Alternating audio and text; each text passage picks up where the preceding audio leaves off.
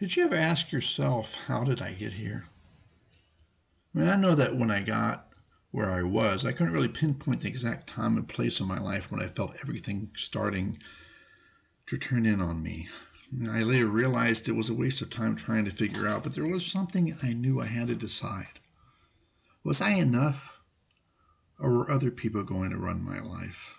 I was already around a lot of people who wanted to run my life, but they never seemed to get very far in life themselves. It seemed as if they just needed to be in control because they didn't have anything else to hold on to. They never really had, very much love to give. I didn't know what love was or how to get it.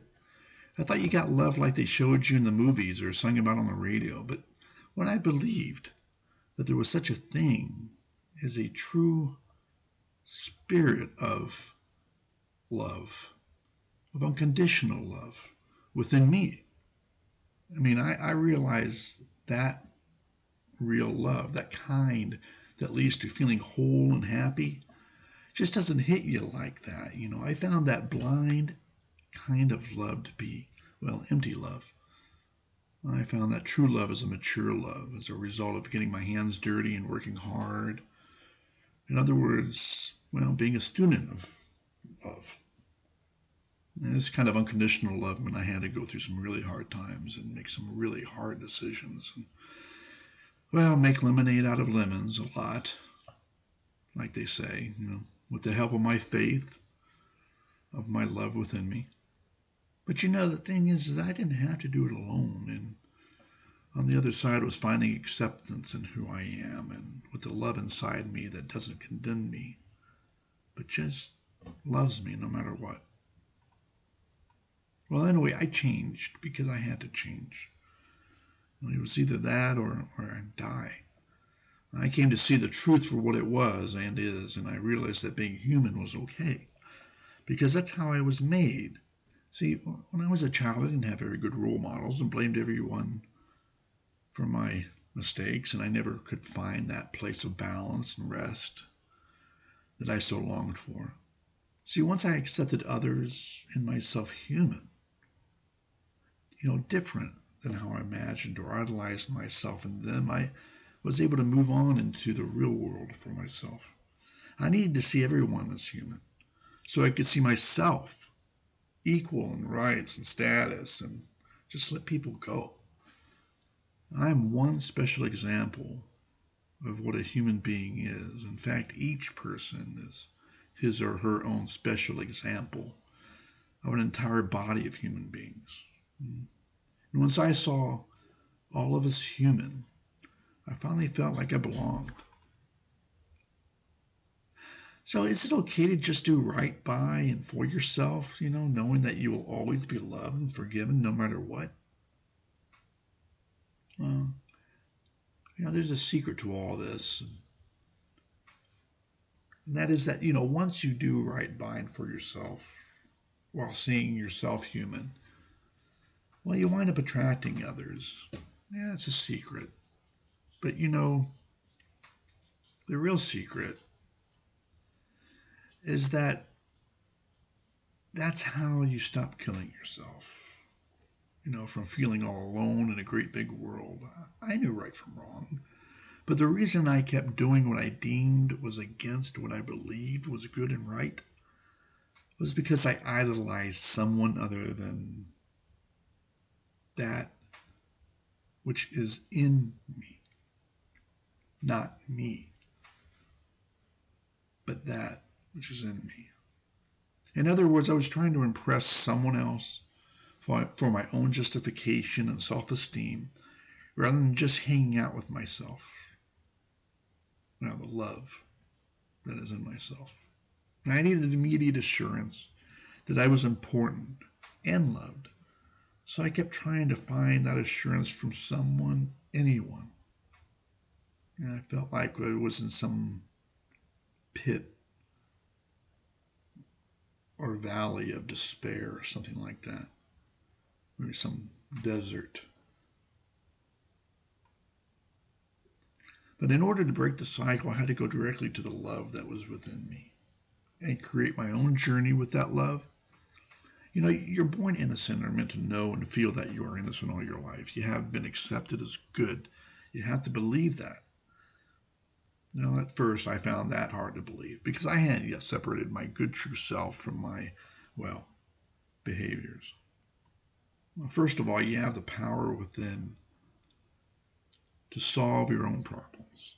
Now, your love within helps you solve your problems by staying with you and then letting go once solved. Not everyone has at least one major problem, some human form of weakness or vulnerability, and each problem is specifically unique to a specific person, but general in nature. And by admitting that I had a problem, I allowed myself to become conscious of it in real life. That's simply an amazing thing. I have found that by confessing my weaknesses, I stand the best chance to be really happy. And why is this? Well, it's because I'm confessing myself human, working through my own embarrassment, and human is where I belong. Well, it's where I feel belonged. Believing that me, the person, is loved, though my behavior may be destructive. That was the first most important step along my own path through real life. Believing that I was loved. Asking that love within me, who loves me, for help by confessing my weaknesses was the second greatest step. And later realizing that I wasn't the only human in the bunch. Well, that was I would say, greatest step. By having and knowing that loving power within me, no longer did real life have to be so scary or hard to deal with. But dealing with real life is a journey, and my belief or faith in my love, my true spirit of love, the real love within me, was the beginning of that journey. The journey can be slow or fast. It was up to me. But love is both patient and kind. The key to life's journey, from what I discovered in my own journey, is to understand what being human is in relationship to that which is unconditional love within. To feel and accept and devote yourself to being human and to be secure and free to be human. When you do this, you become, humane. Then you will see the other world that is not human or humane, and you leave it. Then you will find the strength to overcome your own problems without the distractions of others in your life. Well, there's this place I call the woods. It's where you find yourself lost, confused, and distraught inside. And what you have, you know. What you're familiar with, you know. What you could have, you don't know. And it's a place that separates reality from fantasy. So basically, going through it is going through the fear of the unknown. It's a mental place away from everyone else where you have to, place your total faith in the power that is the unconditional love that's within you. Now, some call it detox, some call it a desert, but it's only by going through the woods, like I say, that you will find love and life on the other side. I'm proof of that.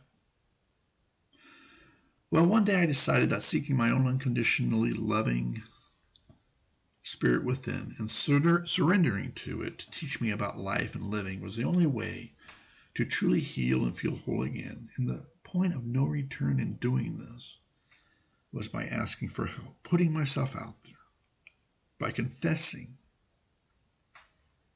those secrets way down deep that I feared may come back to hurt me.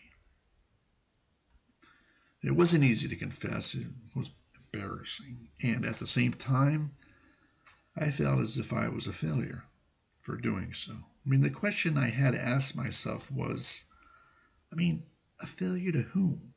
I mean, who made all these rules in my head that I felt I had to live up to? I may have gotten many of them from others. I may have even thought that I should think like this because of how someone reacted like that to me. But the crux of it is, it all was me who stored all those rules in my own head. And it was me who was trying to live up to those delusional standards. Now, we've all been hurt in one way or another, to one degree or another. But what is similar in most all of us is that, we want to do good. We really do. But we find it hard to do it. And we were, or still are, hurt and angry. And yet we survive. Well, we survive because we keep hearing that something in us telling us to go on. That love must be out there somewhere. But we don't know where. Where is that love? We've been trying to find it. I had been trying to find it all my life. That perfect mentor. But I could never find it. We all have some kind of affliction, ailment or vulnerability. And before we know love, we are poverty-stricken, meaning poor in spirit, and being able to handle it well, if at all. But we must admit and face our afflictions. At that time in my own life, I felt compelled to face my greatest fear, which is my abandonment and fear of loneliness. See, my real addiction was people. I felt like I needed somebody with me all the time. But I asked the love within me and heard it telling me to move out on my own. And so I did, with the full intention of leaving everybody behind. It was like going cold turkey, and the first several days were very hard. And it was like detox for a people addict. I was terrified. Going into the woods, to me, was kind of like a trial of mine. I had to go in alone, being able to only trust the love that was within me. See, it was different this time. I wasn't going in just me. I was going in knowing, believing in a love, a true spirit within me that was going to be with me all the way through it. And then after 3 months, I was looking over a lake that looked like a small river in the backyard where I was living, and I heard a beautiful and absolutely loving voice tell me, "You have done well. You were and are such a beautiful, sweet child. I love you so much. I will be with you forever." And it was then that I knew I was in love's hands. It was then that I felt I was out of the woods and actually at a river. I guess you could call it a river of life, the real life. Real life. Not the one that's so scary and everything, but the one that was for me. And my journey, my real journey into adulthood with my love began. Love then guided me to a therapist whom I knew was right for me and was full of unconditional love. I could just tell, and I heard that voice in me again telling me to listen to her and not stray from her. That was my commitment to my love within. My biggest problem was that I did not understand what love was, what unconditional love was. I did not understand delusional love from real love. And because I did not walk with love earlier in my life, I did not know what real love really meant and how real love was to be shown and received. Well, this was also the time I started digging real deep into my faith, not religious faith, but into faith of my love within me. Love is shown by people's behavior toward us. I needed to know that it was okay to love someone while still not loving his or her behavior, and it was okay to follow my own love and not have to be around people who did not show their love in a genuine and sincere way because, they were too afraid to show it as I was before. And I was able to sort these things out, and as I was doing that, my having to love somebody started turning into wanting to love. I was given a choice. And that, I was no longer a passenger in life. Because what I realized was that I could love someone and hate their behavior. And I guess that's what love-hate relationships are. Loving someone while hating their behavior. And I realized that I didn't have to be around somebody I didn't like. I could love, which is a spiritual thing, but I didn't have to like. So I could love from afar, and it was okay. It was then that I was able to act and say goodbye to all my enemies, all the people that I didn't like. And after my actions, I was able to accept who I was as good. I could see that, love just started to fill me. I felt strong and alive, and I felt like I had crossed a bridge into a new world of my own where there were nice and grown-up people. And after all the above, I knew that when love says go, I go. There wasn't a maybe tomorrow or lukewarmness about it anymore. Yeah, by accepting my own responsibility for speaking to my enemies, the people that were not nice to me, who I didn't like, and say goodbye, I felt really good about myself. And the next day, I heard love tell me to write down what it was going to tell me to write down. Because during this time, I had to put all my focus on it.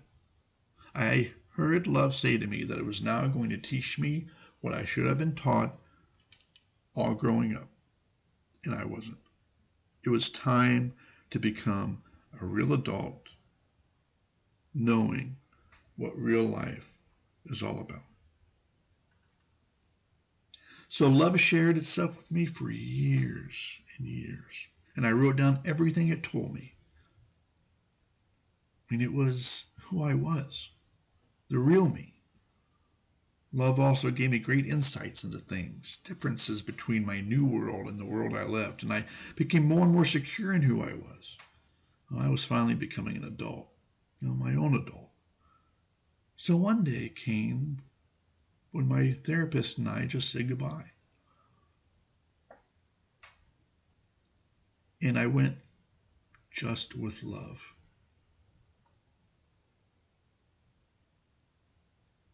Now that I remember, it wasn't that I was with my therapist for years and years and years.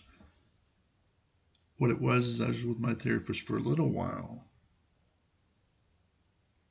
And when I got started on the river of my own life for a little while, that's when we said goodbye.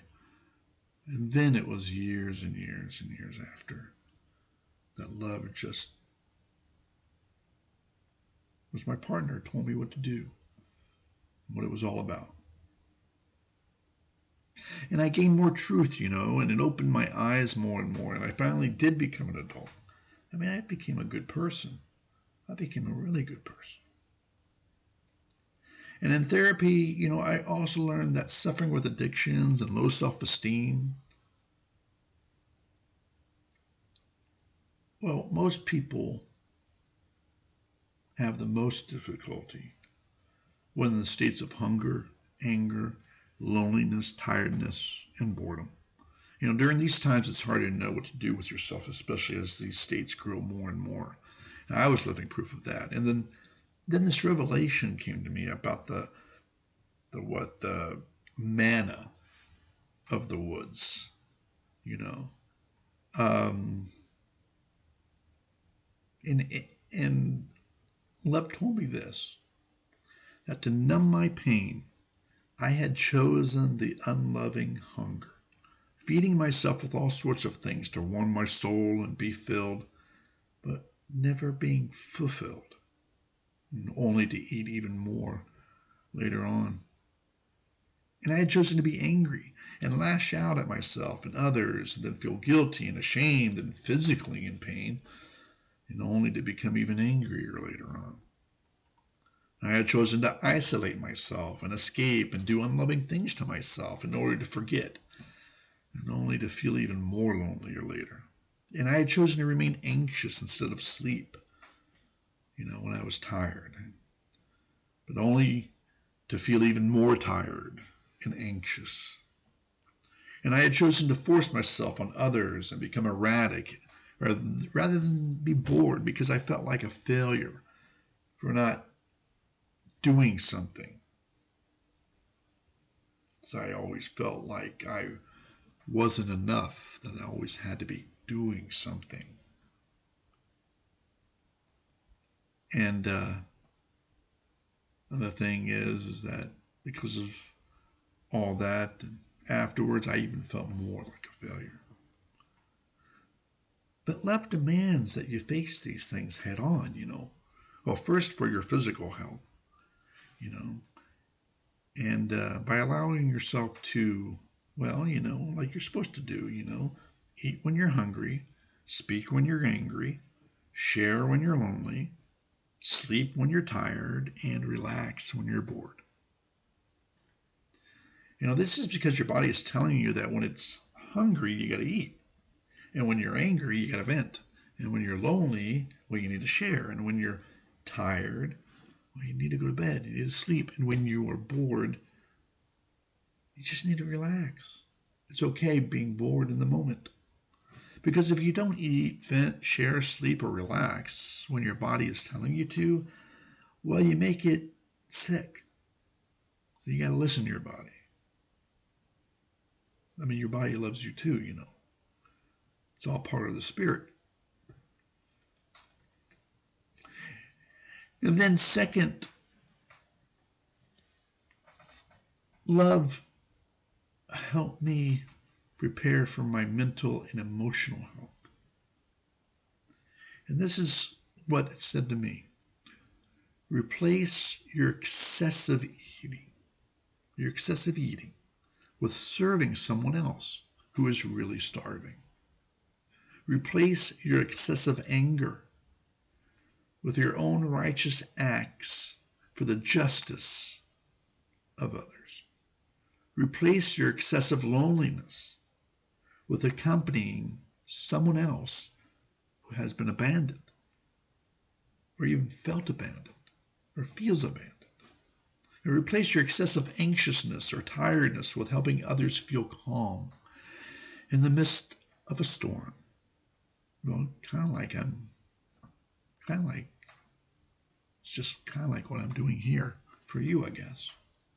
And by doing all this, you will have replaced your excessive boredom with all the love that is you. Now, one day a few years ago, my friend called me, and I met up with him, and he told me that he was convinced that there was no one who could understand him or understand life better than he to help him. And so I said to him, wouldn't a wise person realize that there's more than one way to solve a problem and that others may have a different perspective on things? It's not that they are smarter or wiser than you. It's just that they may have a different way of looking at it. Wouldn't a wise man at least ask? And my friend thought about it for a while and said, yeah, a wise man would ask. So he told me that he would seek out his old therapist just to discover her perspective on life.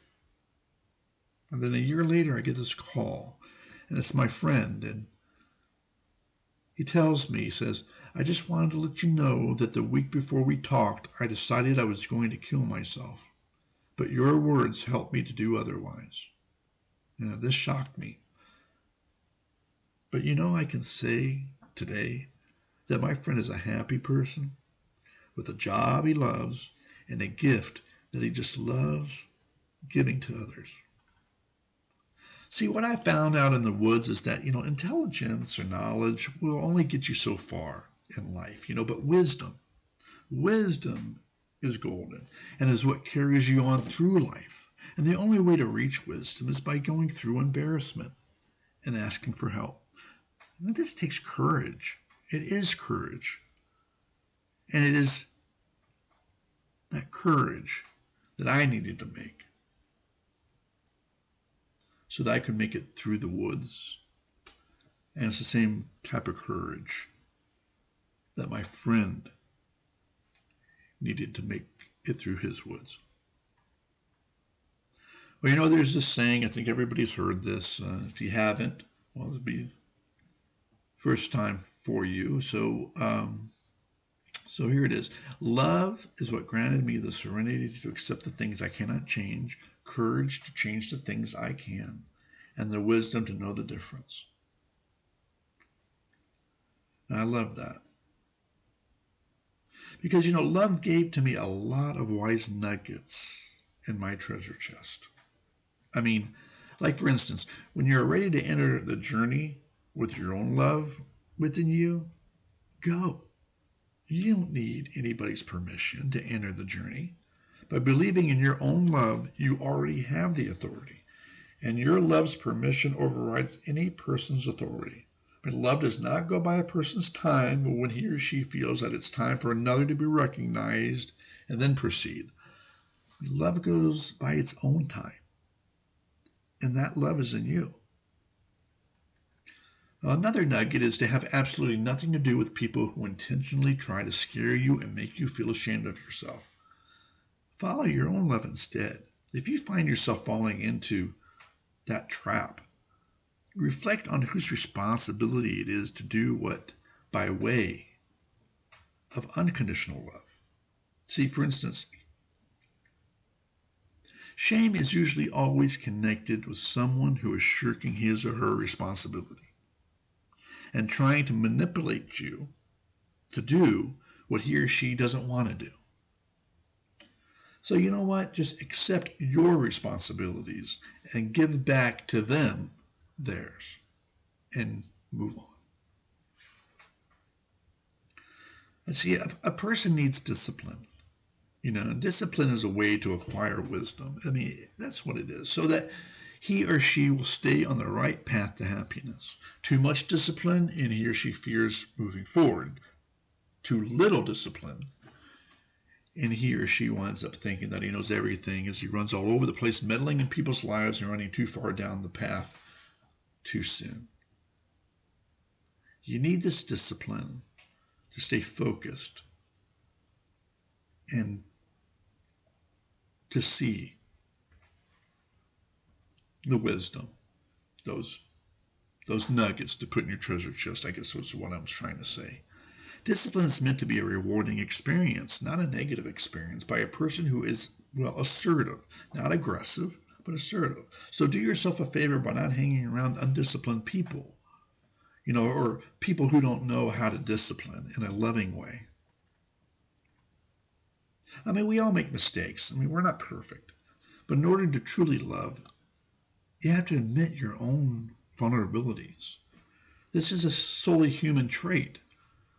I mean, it is no mistake that you were created imperfect, and accept it that way.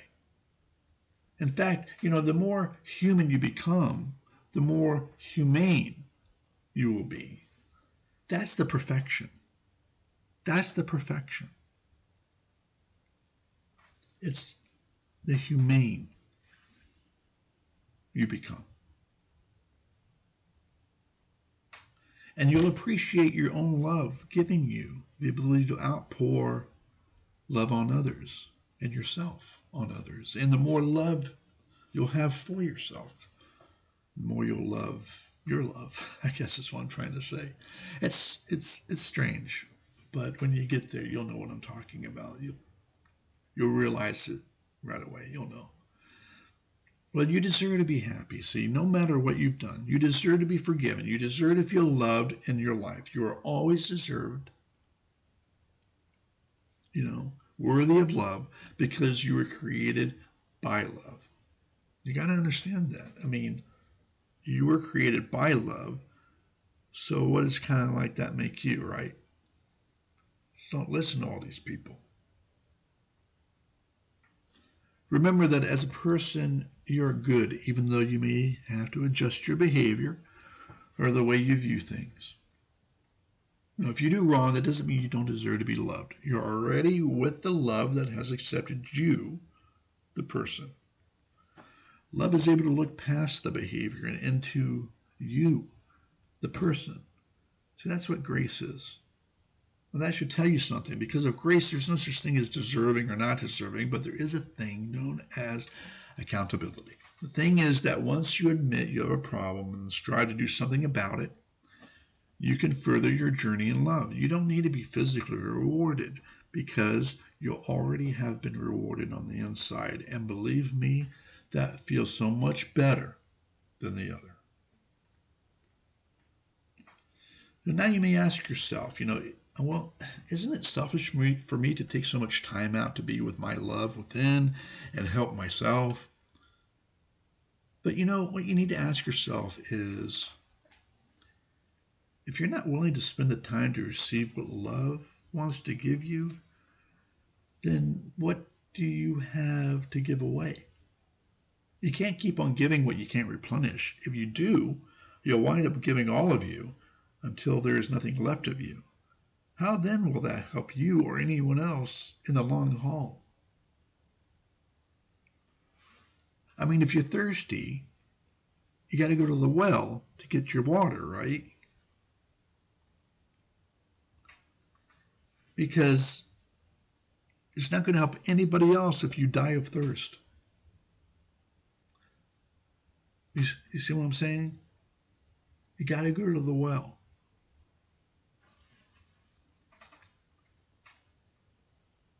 So, so how will you be able to make it through the rest of your life if you don't go to the well from time to time?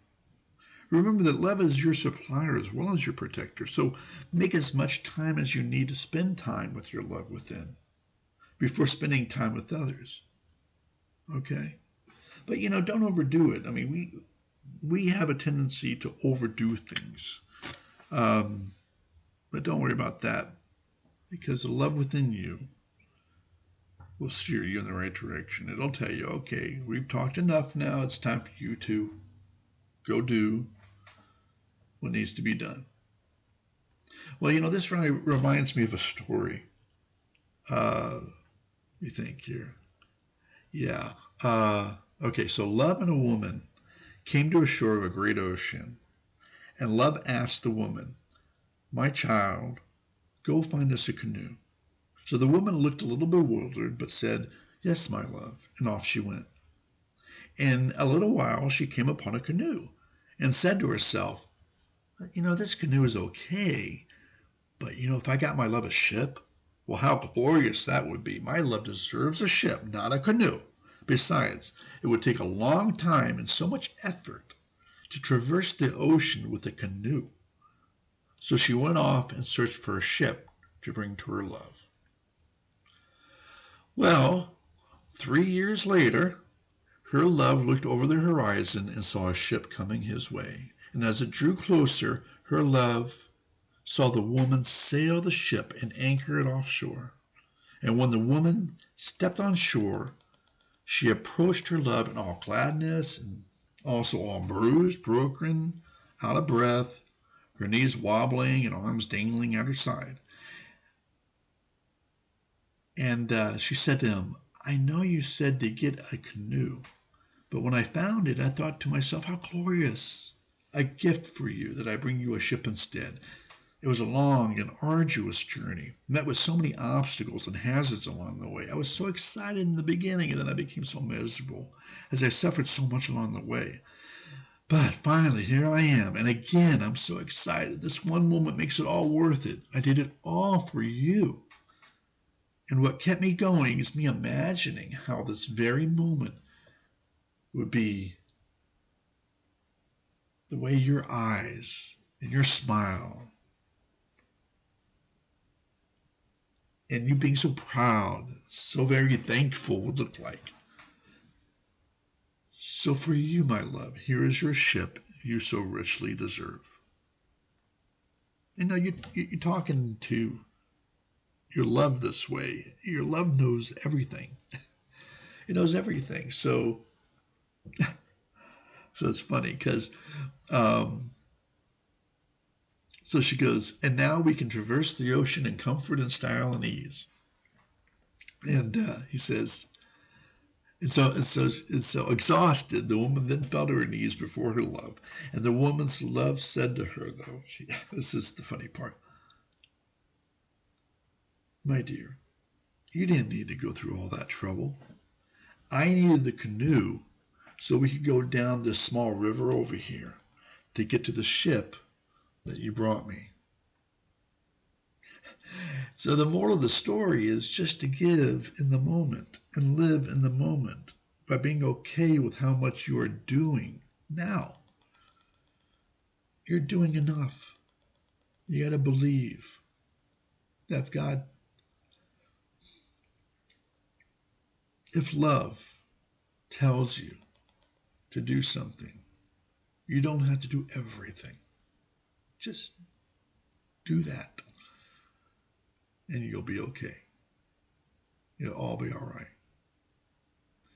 And so let the moment be all you give and live for. And you'll be a much happier person. Live within your means. Let love guide you. Let love show you what that means to live within your means. And when love tells you to do something, I find it best, don't dawdle. Like this other story from years ago. One day my buddy, who was also my diving buddy, got lost while we were diving. He got disoriented. I did a sweep of the area and found him swimming in the opposite direction of where the base site was. I mean, we were working underwater at the site, about 30 feet underwater, and he got totally disoriented. Started going in the opposite direction, and it was real. You couldn't see very far. It was pretty murky. But I was able to catch up to him and shrug his leg and wave him back, and he looked really scared. I mean, but we made it back, and he said when we got up to the surface, he said that I saved his life before he ran out of air. He was just about out of air. I would not have been there if I didn't listen to the love within me for him, making me aware of my buddy's position around me. And my buddy and I had a lot of fun that summer. Sometimes because we're human, we get distracted. We behave contrary to who we truly are. But the difference is that if you were standing right next to someone who really needed help, you'd most likely be compassionate, listen to them, and help them. Distracting thoughts are only human. We're going to have them. But your own love knows your true heart. And, you do too. You know love. Now, having spent time with your love, you start to really get to know your love. And the important thing is that when it comes right down to the moment, you do the right thing. And that's what saves you. The real you, who is love's inseparable being, the real you is who saves you. Now, it's been my experience that you can view doing something either from the spirit of the law or from the letter of the law. And when you view a stop sign, for instance, you can view it as being created for your own safety by those who love you. And then you have found the spirit of the law and voluntarily apply good behavior. Or, you can see the stop sign. It's just a sign that makes you stop at an intersection, preventing you from getting to your destination quicker. And you only see now the letter of the law and entirely dismiss its spirit and rebel. Then you're tempted to behave badly and run the stop sign. So, so I think it's better to view the spirit of the law because it is what makes the law truthful. It really is real.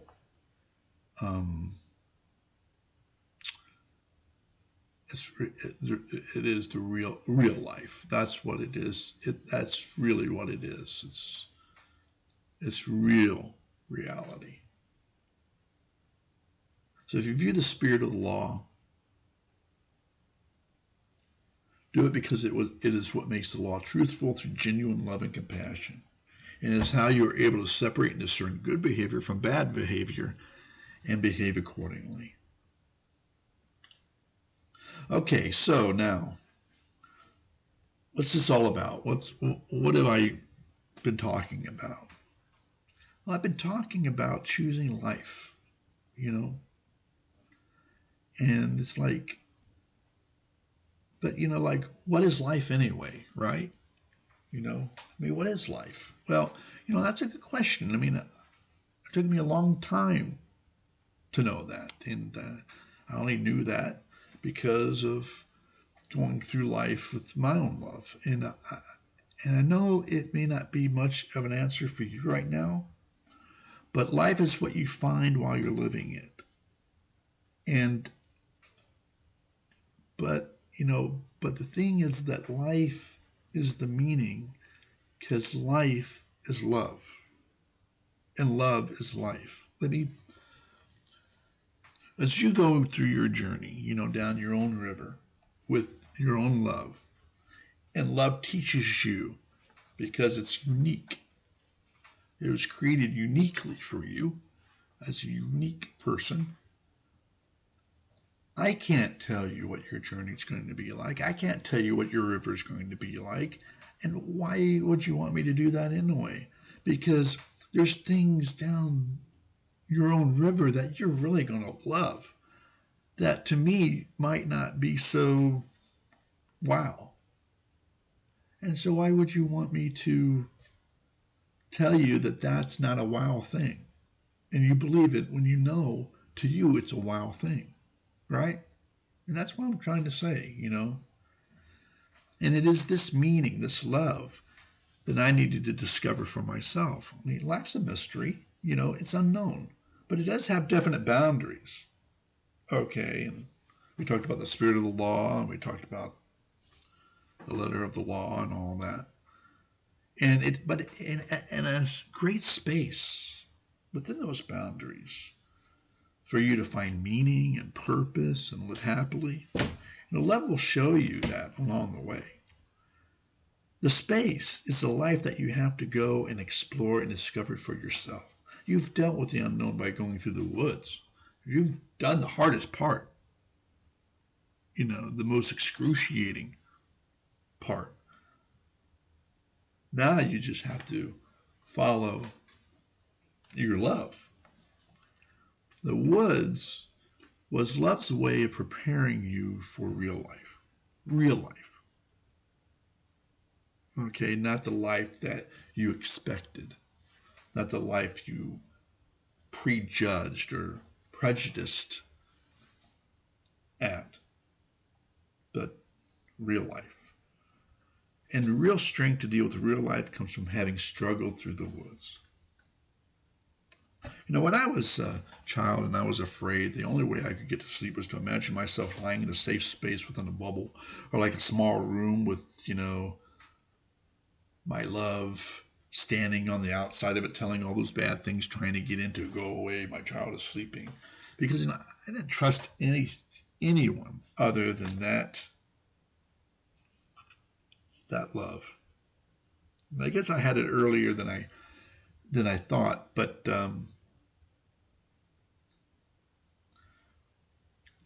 things just were too overwhelming at the time, and I was just too young and immature to realize all this.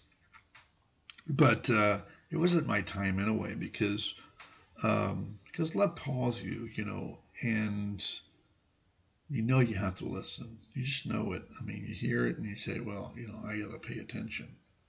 So when I was ready, I was ready. Okay. And so it said, when I was afraid, I was in this bubble, and it always said, go away, my child is sleeping, to all these things that were trying to be intrusive, coming into my thoughts and everything like that. And you know what? I not only slept, but I rested. And living a happy and peaceful life is pretty much like this. But now, instead of love saying, go away, my child is sleeping, I'm living instead in, I guess, life's bubble. That is love. I've expanded my room so greatly that I am no longer afraid and lonely. I don't give it much thought anymore, really, because I know love is always there with me, protecting me, loving me, no matter what I do. And I'm happy, and I'm in love to this day. So let me give you something to imagine. Love is like having a picture of happiness in your hand. Okay, like one of those pictures that would develop itself coming out of the camera or whatever, and you just had that single picture in your hand, and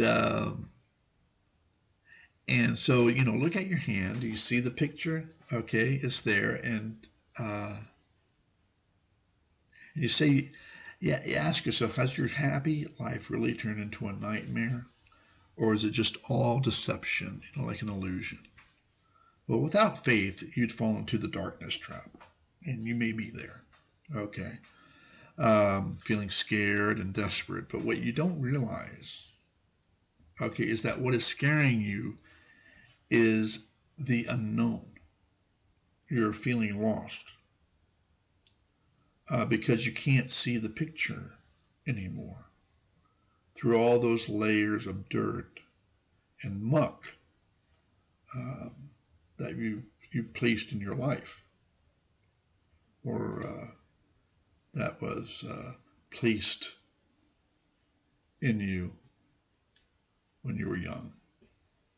So there is one real way and one unreal way you can get happiness back. Okay, the unreal, the fantasy way, is if you isolated yourself, made yourself really tiny, and then got between the picture and all that dirt and muck, that heavy dirt and muck, then you could see the picture the way it originally looks.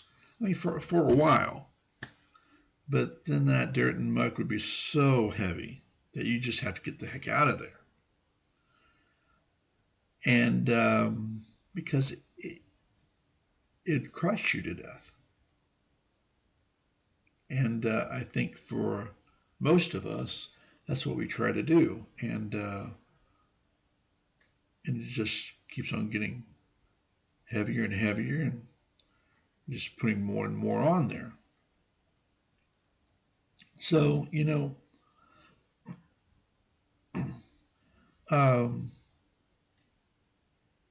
so then when your strength returns, you go back again just to be crushed again and weakened a little more. And this cycle kills you slowly and persistently over time, But then there's the real way. Okay, not the fantasy way. That way is not the way. Okay? That's not the real way. All right? This is the real way. The real way is to take your hands under your own power and wipe off all that dirt and muck until you get to the real picture again. And you say, wait a minute, I don't know if I have that much power. But you know what? You gain the power by going through your journey with your love. Your love is what is teaching you, preparing you, mentoring you, and giving you the power to do that. But you say, but won't some of the dirt have discolored the picture, you know? I mean, when I wipe it all away, it'll still be all dirty and everything. The picture will be all marred and everything, you know? I mean, will I ever get to see real happiness again? Well, yeah, see, the dirt discolored the picture, you know, or did it? I mean, think of it. What's on the actual picture paper? You know, like any picture, a thin protective film is on the picture. So take off that protective film, and what do you have? You have true happiness again. You see? So really, that happiness, that true happiness, that heaven within you, you know, where love lives, right? Never, ever gets dirty. It's protected always. It never gets marred, ever. It's totally pure, stays pure. It never gets corrupted. Only you think that it's not there because you can't see it anymore because all that dirt and muck is between it and you. But it is there, okay? It always stays perfectly beautiful for you when you come home to it. Just without faith, you know, you may not believe it. But love is always protected, you know, and so are you, okay? That's the truth. That is the truth. So I know it's tempting to just give up because you can't see the light at the end of the tunnel. But I'm telling you, the light's there. Start wiping away some of that muck, some of that dirt. Get help. Ask for help. Go through that desert. But first, believe that there is a love that's within you that you just can't see right now because you have so much dirt and muck between it and you. But it's there, and you need to believe it because believing it's there is the first step in your journey towards it and meeting it. It won't take that long. As you start clearing some of the dirt and the muck away in your life, you'll start seeing little pinholes of light. You'll start seeing a little bit of color because you know in darkness, everything's black. Okay, there's no color. You can't see color in darkness. So when a little bit of light comes, you start seeing a little bit of color again. And the neat thing about it is that you'll see where the light's coming from. And you'll know which way to go. And you'll go towards it. Go towards the light. Okay? So there it is. You know, believe me, it's there. I promise you it's there. I know it's there. I'm there. I love you. And I want you to have a happy life, my friend. All right?